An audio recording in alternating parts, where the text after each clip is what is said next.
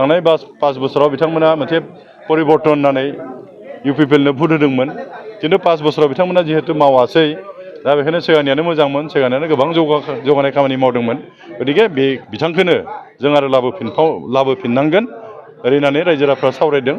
आरो आंबो आसा खालामदों एबाराव गोबां भोटाव आं देरहासार जागोन। गोबां समाव जों दा नुबाय थादों सानफ्रोमबो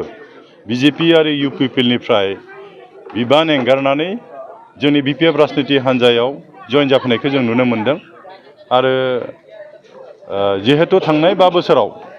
बिथांमोना रायजो राजानो जिफोर खोथा होदोंमोन बे खोथाफोरखौ मोनसेबो बिथांमोना लाखिनो हायाखिसै बेखायनो बिथांमोननो लोगोसे थानाय माखासे दैदेनगिरिफ्रा बेखौ दुखु मोनदों रायजो राजाखौ थगायनायखौ दा बेखायनो दुखु मोननानै बिथांमोना जिहेतु 5 बोसोराव जेबो मावासै खोथाल'सो होबाय रायजो राजानि गेजेराव थांनो हालिया बेखायनो बिथांमोना बिजेपि आरो इउपिपिएल राजनिति हान्जाखौ एंगारनानै जोंनि बिपिएफ राजनिति हान्जायाव फैदों आरो बिपिएफ राजनिति हान्जाया जोङो रावखौबो थगायाखै मानो होनबा 17 बोसोर हाग्रामा महिलारि दैदेननायावनो जों सरकार दाखादोंमोन आरो बे सरकार समाव गोबां जौगानाय जों खामानि मावदों दुखिया मानसिफोरखौ जों सहाय खालामदों आरो बेयाव गुबुन गुबुन जाथि जनगोष्ठीनि गेजेराव जों मोनसे सान्थि सम्प्रितिनि माबाखौ लाबोदों आरो जोङो दा बेखायनो रायजो राजाफ्रा बे बिपिएफ राजनिति हान्जाखौनो फैफिननायखौ लुबैदों आरो बेफोरखौ नुनानैनो दिनै इउपिपिएल आरो बिजेपिनि दैदेनगिरिफ्रा बिपिएफ राजनिति हान्जायाव जयेन जाफैदों। दा बेथ' नंखाय नङा आंथ' 20 बोसोर उदालगुरि समस्तिनि एमएलए जाबाय आंबो खाफाल गोनां 10 बोसोर आं मन्थ्रिबो जानो खाबुखौ मोनबाय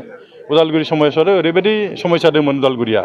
लामा मोनसेबो मोजां गैयामोन दालां मोनसेबो गैयामोन स्कुल मोनसेबो मोजां नङामोन लोंनाय दै गैयामोन बे गासैखौबोथ' आं मावना होजोब्बाय दा बेखायनो रायजो राजाफ्रा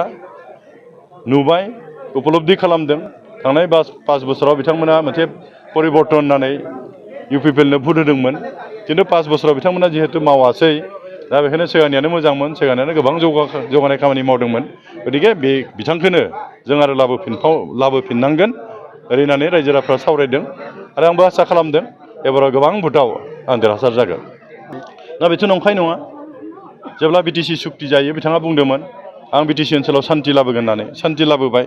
जौगानाय लाबोगोन होनना बुंदों जौगानाय लाबोबाय गुबुन गुबुन जाथि जनगोष्ठीनि गेजेराव मोनसे मा होनना बुंगोन बेखौ सम्प्रिति लाबोगोन होनना बुंदों बेखौ लाबोनो हाबायना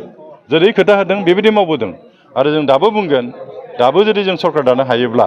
जों जिखिनि मावनो गोनां खामानि दङ बेखौ जों मावगोन आरो जोंनि गेजेराव जों अनलायलायनायखौ आरो मोजां खालामबावगोन आरो जोङो माखासे मानसिफोर दङ गोबां मानसिफोरजों जों जगाजग खालामबाय थादों सानफ्रोमबो जयनिं जादों जोंसो टाइम होनो हायाखै गतिके जोङो नाजाबाय थादों जायगा जायगा थांनानै जों जयनिं प्रग्रामखौ लादों मानो होनब्ला दाबसे जायगायाव गिदिर प्रग्राम खालामब्ला गोबां थाखा फैसानि खोथा फैयो जिहेतु जोंहा सरकारबो गैया थाखा फैसा गैया बेखायनो जों गामि गामि थांनानैनो जों जयनिं प्रग्रामफोरखौ जों लादों आरो दिनै 30 जन जयेन जादों बिजेपि आरो इउपिपिएलनि दैदेनगिरि बिथांमोना।